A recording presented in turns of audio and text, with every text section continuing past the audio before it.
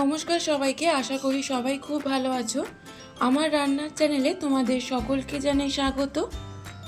আজকের রেসিপি ভালো লাগলে চ্যানেলটা প্লিজ সাবস্ক্রাইব করে দিও, পাশে থাকা বেল আইকনটা প্রেস করে দিও, যাতে আমি যখন ভিডিও দেব খুব সহজেই তোমাদের কাছে ভিডিওটা পৌঁছে যায়। তোমাদের করা একটা লাইক আর সাবস্ক্রাইব আমাকে পরবর্তী ভিডিও তৈরি করতে অনেকটা মোটিভেট করে। আমার ইউটিউব চ্যানেলের ডেসক্রিপশানে ফেসবুক পেজের লিঙ্ক দেওয়া আছে। তোমরা ফেসবুকে আমার রান্না দেখতে চাইলে ফেসবুক পেজটা প্লিজ ফলো করে দিও। হঠাৎ খুব গরম পড়েছে, তাই না? আর এই গরমে দুপুরবেলা ভাতের পাতে যদি এক থালা গরম ভাতের সাথে এক বাটি দারুণ স্বাদের টক ডাল থাকে, তবে তো আর কোনো কথাই নেই। মুখে রুচি ফেরাতে আম আর মসুর ডালের এই কম্বিনেশন যেন অমৃত। ভিডিওতে আমি কিছু টিপস শেয়ার করেছি যাতে তোমরাও পারফেক্ট টক ডাল বাড়িতে বানাতে পারো। তাই ভিডিওটা স্কিপ না করে অবশ্যই শেষ অবধি দেখার অনুরোধ রইল। তাহলে চলো দেরি না করে শুরু করা যাক আজকের রেসিপি টক ডাল। টক ডাল বানানোর জন্য আমি এখানে কাঁচা আম আর মসুর ডাল নিয়ে নিয়েছি।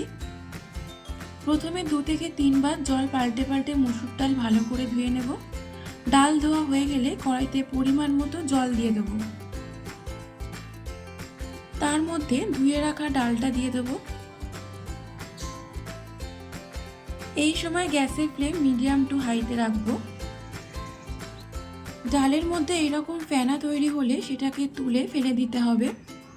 ডালের মধ্যে কিছু ময়লা থাকে, সেই ময়লাগুলো এরকম ফেনা হয়ে ওপরে ভেসে ওঠে, সেগুলো ফেলে দিলে ডালটা পরিষ্কার হয়ে যায়।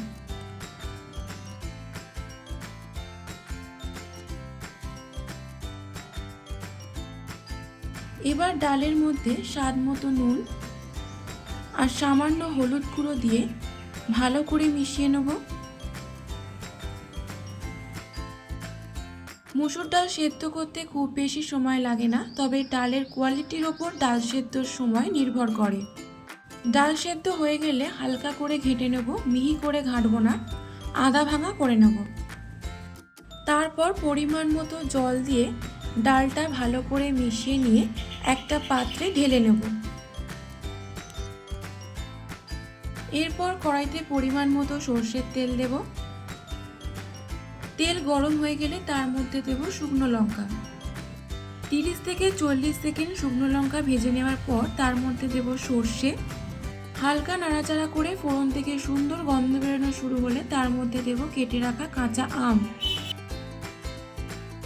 আমটাকে 1.5 থেকে 2 মিনিট লো টু মিডিয়াম ফ্লেমে নাড়াচাড়া করে নেব। 1.5 থেকে 2 মিনিট আমটাকে ভেজে নেওয়ার পর এর মধ্যে দিয়ে দেব সেদ্ধ করে রাখা মসুর ডাল